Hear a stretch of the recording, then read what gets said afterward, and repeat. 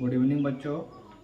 आज का जो वीडियो मेरा त्रिकोणमिति से रिलेटेड हुआ, जो पार्ट 3 वीडियो बन रहा है। इससे पहले भी पार्ट 1 पार्ट 2 वीडियो बनाकर हम लोग अपने चैनल पर डाल चुके हैं। अगर आप लोग नहीं देखे हैं तो इस चैनल को पर जाइए और पार्ट 1 पार्ट 2 का वीडियो देखिए, समझिए। और पार्ट 3 का जो भी वीडियो है ये भी सरल तरीका से है, त्रिकोणमिति के परिचय के रूप में हम लोग दे रहे हैं इस वीडियो को। तो आते हैं इस वीडियो के माध्यम से हम लोग बोर्ड पर। सबसे पहले यहाँ हम लोग देखेंगे, यहाँ लिखा हुआ है त्रिकोणमिति। यह हिंदी नाम हुआ या इंग्लिश नाम हुआ, ठीक है। तो त्रिकोणमिति का मतलब हुआ कि इसमें तीनों कोण की बात किया जा रहा है। तो अब त्रिकोणमिति चर्चा होता है कब? समकोण त्रिभुज ABC, अगर समकोण त्रिभुज ABC की चर्चा हो, ठीक है, तो उसके माध्यम से हम लोग त्रिकोणमिति को आसानी से समझ सकते हैं। तो सबसे पहले जानेंगे कि इसका परिभाषा आखिर त्रिकोणमिति क्या होता है। तो त्रिकोणमिति मैथमेटिक्स कहिए या गणित कहिए, त्रिकोणमिति गणित की वह शाखा है जिसमें कोणों की माप एवं उससे जुड़े सभी समस्याओं का अध्ययन गहन रूप से किया जाता है, जो त्रिकोणमिति कहलाता है। त्रिकोणमिति गणित का वह शाखा है जिसमें कोणों की माप एवं उससे जुड़े सभी समस्याओं का अध्ययन गहन रूप से हम लोग करते हैं, वही त्रिकोणमिति कहलाता है। अब हम लोग आएंगे सांकेतिक, कुछ पद इसका होता है। तो त्रिभुज यह भी है जो संकेत कर रहा है कि त्रिभुज है कि नहीं। इसको जब हिंदी में लिखेंगे तो इस तरह से करेंगे, लेकिन यह संकेत कर रहा है, त्रिभुज का संकेत कर रहा है। तो इसी तरह से त्रिभुज को, समकोण त्रिभुज में हम लोग को सांकेतिक कुछ नाम दिए हुए हैं। यह लंब है जिसको सांकेतिक रूप में, इसको इंग्लिश में हम लोग बोलते हैं परपेंडिकुलर बोलते हैं, जिसका सांकेतिक नाम P दिया हुआ है। यह आपका बड़ी भुजा जो कर्ण है जिसको बोलते हैं हाइपोटेनस बोलते हैं, जिसको H सांकेतिक नाम दिया गया है। यह आधार है जिसको हम लोग बेस बोलते हैं, बेस माने आधार होता है, इसको B सांकेतिक नाम दिया हुआ है। तो सबसे पहले इस त्रिभुज में हम लोग समकोण त्रिभुज में सीखे कि जो सीधी रेखा है कि नहीं, वह आपका लंब हुआ। इस लंब को हम लोग शीर्ष लंब भी बोलते हैं। क्या बोलते हैं? शीर्ष लंब भी बोलते हैं। और इसके सामने वाले भुजा, सबसे बड़ी भुजा को हम लोग कर्ण बोलते हैं, ठीक है। और जो नीचे वाला जो आधार है इसको हम लोग क्या बोलते हैं? छोटी भुजा को हम लोग क्या बोलते हैं? सबसे आधार बोलते हैं। तो हम लोग जानेंगे समकोण त्रिभुज में कि लंब है, तो लंब AB है और AB को ही हम लोग लंब बोलते हैं। और इसको इंग्लिश में हम लोग बोलते हैं परपेंडिकुलर बोलते हैं, जिसका सांकेतिक नाम P है। और यही P यहाँ पर बतलाया गया है कि AB बराबर आप P भी लिख सकते हैं, AB बराबर आप लंब भी लिख सकते हैं, ठीक है। अब लंब के बारे में तो हम लोग जानेंगे। त्रिभुज में 3 गो भुजा होता है कि नहीं, या समकोण त्रिभुज है। तो समकोण त्रिभुज में सीधा जो 90 डिग्री के पूरा है, क्लियर है, सीधा है, यह पर लंब हो जाएगा, इसका सामने वाला कर्ण होगा और जो लास्ट में बचेगा वो क्या हो जाएगा? आधार हो जाएगा।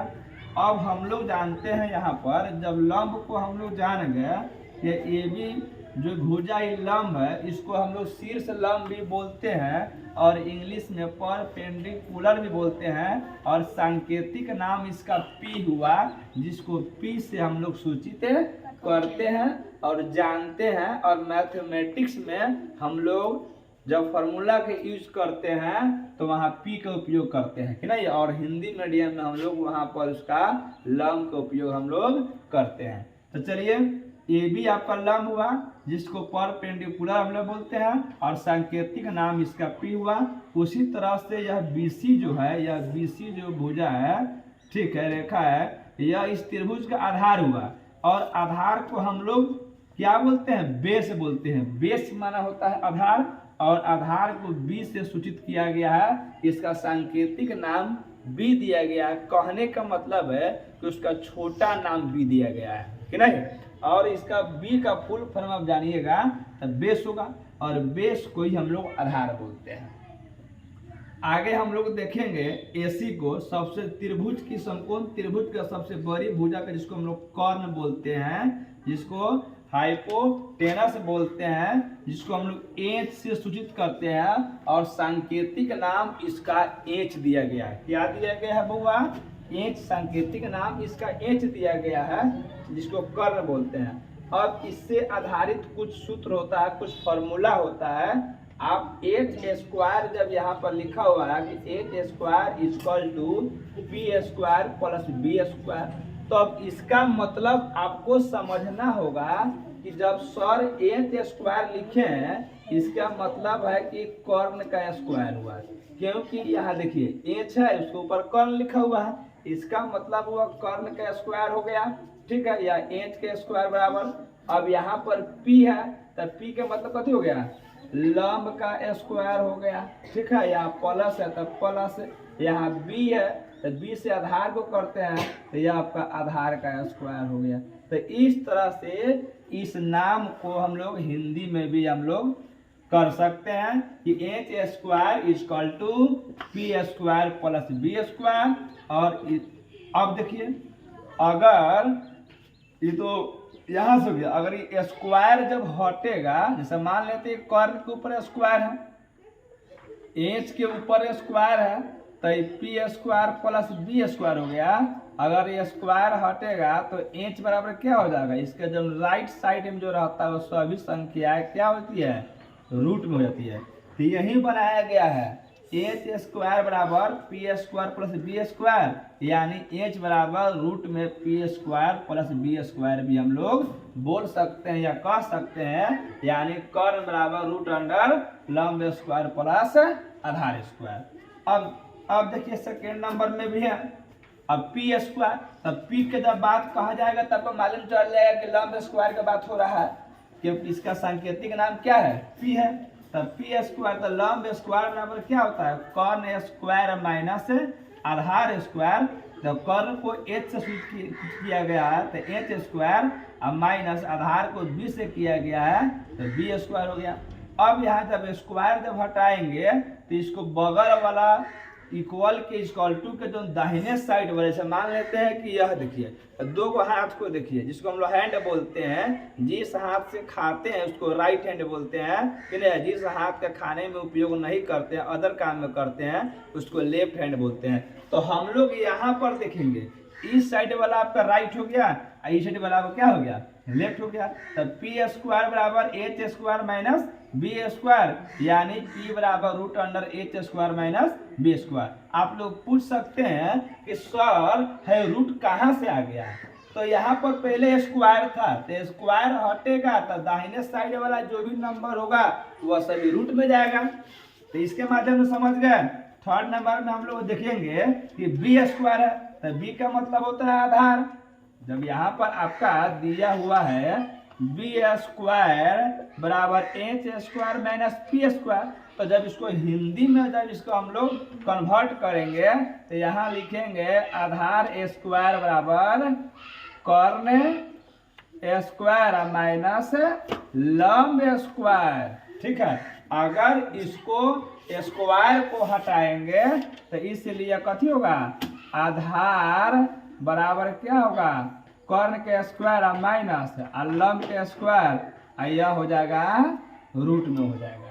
तो आप समझ गए कि त्रिकोणमिति की जब भी चर्चा होगी तो वहां अनिवार्य है कि समकोण त्रिभुज बनाना अनिवार्य है, समकोण त्रिभुज की चर्चा होना अनिवार्य है। समकोण त्रिभुज में तीन भुजाएं होती है, जो तीनों भुजाओं का नाम क्या क्या अलग अलग है। ए बी भुजा यह शीर्ष लंब कहलाता है, और बी सी भुजा आधार कहलाता है, और ए सी भुजा जो त्रिभुज के सबसे लंबी भुजा है, तिरछी भुजा है, वह कर्ण कहलाता है। कर्ण को एच से सूचित किया गया है। ए बी बराबर हम लंब बोल सकते हैं, इंग्लिश में परपेंडिकुलर भी बोल सकते हैं, और लंब का सांकेतिक नाम हम पी भी बोल सकते हैं, रख सकते हैं। ठीक उसी प्रकार से BC बराबर आधार, BC इसका आधार है, ठीक है। इस तरह अगर नामांकन करेंगे तो BC करेंगे, हिंदी में लिखेंगे तो आधार भी लिख देंगे, और BC को पूरा अगर इंग्लिश नाम देंगे तो बेस बोलेंगे, और बेस का सांकेतिक चिन्ह क्या है? बी है। ठीक है, सेम उसी प्रकार से AC बराबर होता है कर्ण होता है। ठीक है, तो AC जो सबसे लंबी भुजा है यह इसका कर्ण है, और कर्ण को हम लोग इंग्लिश में बोलते हैं हाइपोटेनस बोलते हैं, जिसको H से सूचित करते हैं। ठीक है, तो आप देखिए अब H से तो इसका शॉर्ट नाम इसका H हो गया, कर्ण का शॉर्ट नाम H हुआ, और आधार का शॉर्ट नाम B हुआ, और लंब का शॉर्ट नाम क्या हो गया? P हो गया। अब इससे रिलेटेड सूत्र बनाया गया है कि कर्ण स्क्वायर बराबर, अब यहाँ पे देखिए यह तो इंग्लिश में बनाया गया है, ठीक है। अब यहाँ पर हिंदी में जब इसका हम लोग सूत्र बनाएंगे तो हम लोग कैसे लिखेंगे? एक नंबर में यहाँ पर है कि H स्क्वायर बराबर P square plus B square. जब हिंदी में जब इसको हम लिखेंगे तो यहाँ पर लिखेंगे कर्ण स्क्वायर बराबर लंब स्क्वायर प्लस आधार स्क्वायर करेंगे। ठीक है, अब देखिए अब 2 नंबर को देखिए, यहाँ पर लिखा हुआ है P स्क्वायर बराबर H square minus B square. इसके मतलब है कि लंब स्क्वायर बराबर कर्ण स्क्वायर माइनस B स्क्वायर। अब इसको जब हम लोग हिंदी में कन्वर्ट करेंगे तो यहाँ पर क्या लिखेंगे? लंब स्क्वायर बराबर कर्ण स्क्वायर माइनस आधार का स्क्वायर। 3 नंबर में आप लोग देखिए यहाँ पर है B स्क्वायर बराबर H square minus P square. इसका मतलब हुआ कि आधार स्क्वायर बराबर कर्ण का स्क्वायर माइनस लंब का स्क्वायर। अब देखिए छोटा सा बात समझिए, अगर आपको 12 भुजा निकालना हो, 12 भुजा निकालने का मतलब हुआ कि अगर कर्ण निकालना है तो लंब को और आधार को जोड़ना होगा। तो आप लोग एक नंबर में देख सकते हैं कि H स्क्वायर निकला है, तो P स्क्वायर और B स्क्वायर को जोड़ा गया है, लंब को भी जोड़ा गया है और आधार को भी जोड़ा गया है। ठीक है, अगर आपके पास में बड़ी भुजा दिया हो और एक लंब दिया हो, अगर आपको आधार निकालना हो तब कथी कीजिएगा? बारका में से लंब स्क्वायर को माइनस कीजिएगा, जो यहाँ पर दिया हुआ है कि B square equal to H square minus P square, और हिंदी में इस सूत्र को बोलते हैं आधार स्क्वायर बराबर कर्ण स्क्वायर माइनस लंब स्क्वायर बोलते हैं। ठीक है, अगर कर्ण दिया है, आधार दिया है, कहीं अगर लंब निकालना है तो लंब निकालना है, तो फिर भी हम लोग क्या करेंगे? बारका भुजा में से छोटका भुजा ज्ञात करेंगे। आधार दिया है, कर्ण दिया है, लंब P निकालना है, तो P बराबर P स्क्वायर क्या हो गया? Equal to H square minus B square. तो H का मतलब हुआ कर्ण स्क्वायर और B का मतलब हुआ आधार स्क्वायर। तो आप लोग इस वीडियो में पूरा समझ गए होंगे कि त्रिकोणमिति का क्या परिभाषा हुआ, त्रिकोणमिति में किस त्रिभुज की चर्चा की जाती है, त्रिकोणमिति में जिस त्रिभुज की चर्चा की जाती है वह समकोण त्रिभुज होता है, और समकोण त्रिभुज तीनों भुजाओं के बारे में आप लोग जान गए होंगे कि किसको लंब कहा जाता है, किसको आधार कहा जाता है, किसको कर्ण कहा जाता है, किसको B कहा जाता है, किसको H कहा जाता है, किसको L कहा जाता है। ये भी आप लोगों को मालूम चल गया होगा कि अगर सबसे बड़ी भुजा ज्ञात करना हो तो दोनों छोटा भुजा को कथी करते हैं? जोड़ते हैं। यहाँ प्लस का संबंध बताया गया है। अगर आपको P ज्ञात करना हो, P का मतलब होता है लंब ज्ञात करना है, तो बारका भुजा में से छोटका भुजा को माइनस करते हैं। आप लोग यहाँ पर देख सकते हैं कि बारका भुजा H है, H स्क्वायर माइनस आधार को B किया है तो B स्क्वायर। तो आप लोग इस वीडियो के माध्यम से त्रिकोणमिति के बारे में आप लोगों को सांकेतिक नाम से रिलेटेड जितना भी समस्या था सब खत्म हो गया होगा। अगर इस वीडियो को अच्छा लगे कब? जब 1-2 बार इसको देखिएगा तब, क्योंकि आपके सामने तो हम लोग तो इसको 10-20 बार 50 बार बना चुके हैं ऑफलाइन क्लास बोर्ड में। ठीक है, लेकिन हम लोग बनाए हुए तो हम लोग बहुत जल्दी समझ आते हैं, लेकिन आप लोग के बीच या प्रथम बार आप लोग के बीच वीडियो मिल रहा है, आप लोग हो सकता है कि सर 9th में होंगे, 10th में होंगे, तो 8th में होंगे, तो आप लोग को थोड़ा कठिन लगेगा। लेकिन जब बार बार इसको देखना शुरू कीजिएगा, किसी चीज को बार बार अगर देखते हैं तो वह बहुत जल्दी समझ में आता है। जिस प्रकार से समझाया गया है कि आपको जिससे ज्यादा संबंध रहेगा ना वो भी आपसे उतना ही संबंध जोड़ता है। ठीक है, तो इसी के साथ मैं अपने वीडियो को समाप्त करता हूँ। जय हिंद, जय भारत।